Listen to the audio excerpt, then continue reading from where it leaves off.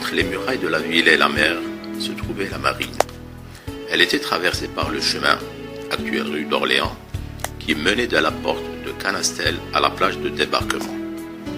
Car il n'y eut pas, avant l'occupation française, de port proprement dit à Oran.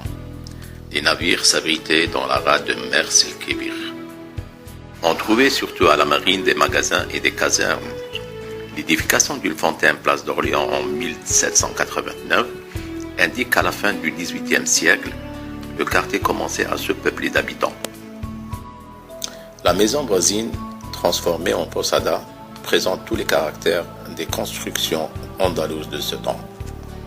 L'un des édifices les mieux conservés de l'Oran espagnol est le magasin à vivres du quai Sainte-Marie, construction en forme de fer à cheval, massive et de lignes sobres, dont le portail est orné d'une inscription et d'un magnifique écusson royal. Non loin de là, sur le même quai, se trouve un ancien magasin à sel. Enfin, on peut encore voir dans l'impasse de la rue Charles-Quint, entre les places Kléber et de la République, les vestiges de deux de ces moulins à farine, qui avaient été de tout temps une des ressources de richesse d'Oran et n'ont cessé de fonctionner qu'assez récemment. Fortifications extérieures. Les fortifications qui entourent Oran se répartissent en deux groupes. Celles qui dominent le ravin à l'est, dont les principalités les châteaux de Saint-Philippe, Saint-André et Rosalcazar, et celles de l'ouest, bâties sur le pic de l'Aïdour, les châteaux de Santa Cruz et de Saint-Grégoire. À l'est du ravin, l'ancien château Saint-Philippe, édifié d'abord au XVIe siècle sous le nom de Château des Saints, puis reconstruit au XVIIIe siècle, fut démoli en 1791. Les ruines qui recouvrent la poudrière du camp Saint-Philippe donnent une idée de la perfection et de la solidité de la construction espagnole, où se mêlaient pierres et briques. Une butte élevée à l'est figure l'ancien cavalier. Des deux fortins qui flanquaient le château Saint-Philippe, au sud, l'un Saint-Carlos, en bordure de la route de Tlemcen, a fini de disparaître récemment. L'autre, Saint-Fernando, qui eut toujours une grosse importance à cause de sa position au-dessus de la grande source, est délabré, et les voûtes en sont converties en maisons d'habitation. Dans le fossé, on trouve une ouverture donnant accès à trois souterrains, qu'il est difficile de suivre longtemps à cause de la bassesse des voûtes et des ramifications continuelles. Antapat appelle cela le labyrinthe. Ces conduits ici sont destinés à rencontrer partout l'ennemi de manière à être toujours en état de le faire sauter. Et cela au moyen de fourneaux, de mines, comme il l'explique ailleurs. Du château Saint-Philippe au château Saint-André, une muraille continue longer le ravin. Des vestiges en subsistent dans le camp Saint-Philippe. Le château Saint-André est ce fort délabré à l'aspect romantique que l'on voit au-dessus de la carrière d'Astorf. La porte reproduite à la figure 11 y donne accès. Dans la cour ruinée existe encore une autre petite porte, d'un dessin élégant et sobre. Une large rampe monte en pente douce au chemin de ronde, d'où l'on domine le fossé et les glaciers. Après le château Saint-André, la muraille bordant le ravin continuait jusqu'au Rosalcazar. Entre les deux se trouvait la redoute Saint-Barbe, dont une vue conservée à la Société de géographie d'Oran nous restitue l'aspect. Une autre ligne fortifiée formant l'angle avec la précédente et qui existe encore, celle-là avec son fossé et ses guérites de pierre, partait des abords du château Saint-André et descendit jusqu'au fond du ravin rejoindre l'enceinte de la ville à la porte de Tlemcen. L'ancien château de Rosalcazar, aujourd'hui appelé Châteauneuf, était le plus vaste de l'Oran espagnol. Les hautes murailles de son enceinte dominent à l'ouest la place de la République, au nord de la promenade de l'Étang, à l'est la promenade du Petit Vichy, et suivent au sud la rue du Cercle militaire et l'avenue du Châteauneuf. Elle englobe les deux ouvrages avancés construits au XVIIIe siècle pour protéger les faces de l'est et du sud, qui étaient les plus exposés, à savoir le Ravelin de Saint-Ignace et le Ravelin neuf. On dépendait également le fort de Sainte-Thérèse, qui était situé sur un éperon rocheux au-dessus de la plage du même nom et fut démoli récemment lors des travaux d'agrandissement du port, et le fort Saint-Michel à l'est du ravin du Petit Vichy, dont les substructures portent les ateliers de la miroiterie à Site. L'enceinte de Rosalcazar renferme le plus ancien édifice d'Oran. Je veux parler du donjon qui en occupe l'angle nord-ouest. Les Espagnols l'appelaient le donjon des Maltais. Et une tradition incontrôlable en attribue l'origine alors de Malte. Certains historiens ont pensé qu'il fallait y voir le fondouk fortifié que les Vénitiens, qui faisaient un commerce important, possédaient à Oran au XIVe et XVe siècle. Il est plus probable, comme le pense M. Lespès, qu'il fut bâti vers 1347, date de son passage à Oran par le sultan Mérinide de Fès, Aboul Hassan, grand conquérant et grand constructeur à qui on doit entre autres la mosquée de Sidi Boumediene et qui aurait aussi jeté les fondations du fort de Mers el-Kibir. C'est une construction de forme étoilée à 3 tours séparées par 3 courtines.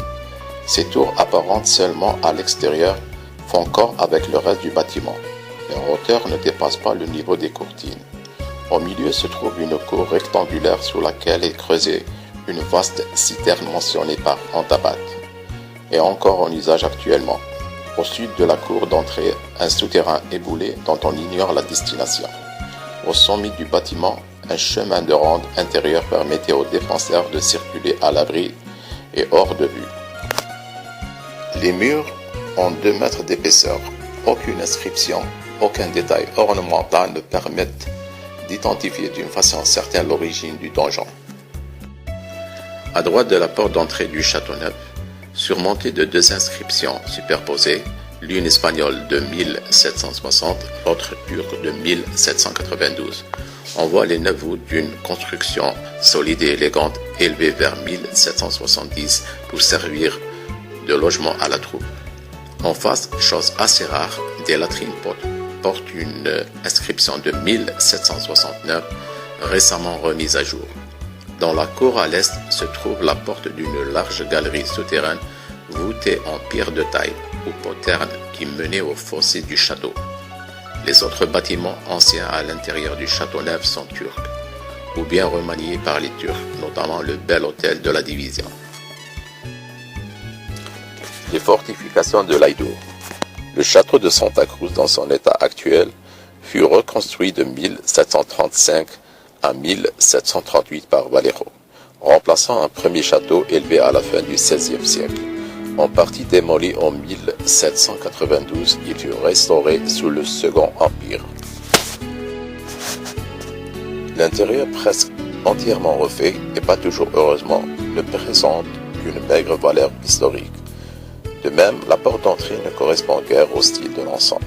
Par contre, les murailles extérieures, surtout du côté de la mer, sont restées presque intactes.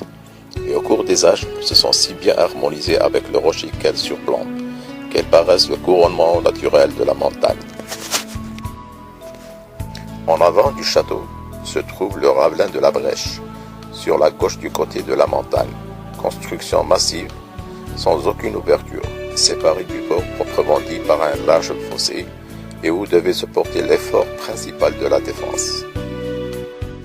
C'est encore pour interdire l'accès du port de ce côté que Vallejo fit creuser le roc en avant du ravelin et tailler l'arête qui joint le fort au col de Santa Cruz. Mais en 1770, Antabat conçut un plan hardi destiné à isoler le fort de la Meseta. Il avait commencé à le mettre à exécution quand les attaques redoublées des Turcs l'obligèrent à y renoncer. À quelques mètres au-dessous du château, à côté de la chapelle, on rencontre les ruines de la redoute de Santa Cruz, qui était un poste avancé de la forteresse. Le château de Saint-Grégoire, à peu près à mi-hauteur entre la mer et le Santa Cruz, a été complètement rasé à la fin du XIXe siècle et remplacé par un fort moderne.